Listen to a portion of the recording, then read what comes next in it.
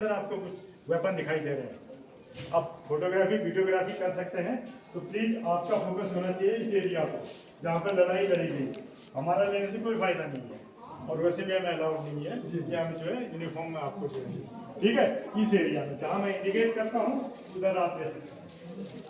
तो जो वेपन है वो कारगिल वार में कैप्चर किए गए वेपन है। ये टायरन मॉडल आप देख रहे हैं, यह है उस इलाके का बना हुआ है जहां पर 1999 में कारगिल वार लड़ा गया।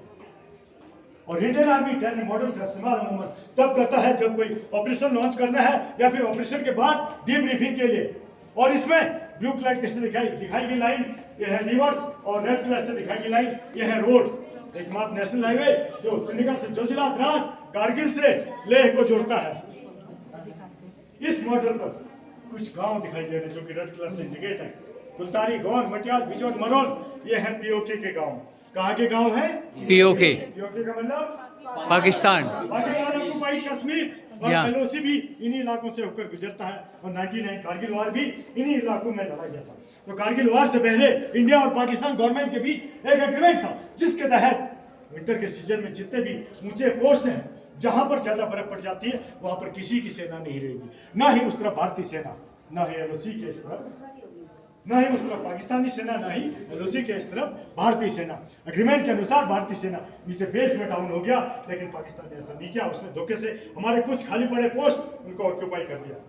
वो थे 0.4875 टाइगर हिल, 0.5140 तोलोलिंग, 0.5608 कक्सार, मजदास और बटालिक सेक्टर में जुबार हाइट, मुत्थो डालो, खालूवार और यालदोर। इस तरह से 135 किलोमीटर का एरिया दुश्मन ने अपने कब्जे में कर लिया। उसने जितना कब्जा करना था कर लिया। अब बारी थी उसको मुंहतोड़ जवाब देने की और हमारा एरिया वापस लेने की। इसकी शुरुआत की गई 2 मई से और पहला ऑपरेशन लॉन्च किया गया 15 मई को। लेकिन उससे पहले हम लोगों को कैसे पता चला कि हमारा ये एरिया दुश्मन ने अपने कब्जे में कर लिया है? तो उस समय मुत्थो डालो के इलाके में एक लोकल चरवाहे जिनका नाम था श्री तासी नामग्याल, भेड़ बकरियां चराने के लिए जाया करते थे। एक दिन उन्होंने देखा कि बॉर्डर पर सिविल ड्रेस में लोग पत्थरों से बंकर का निर्माण कर रहे हैं।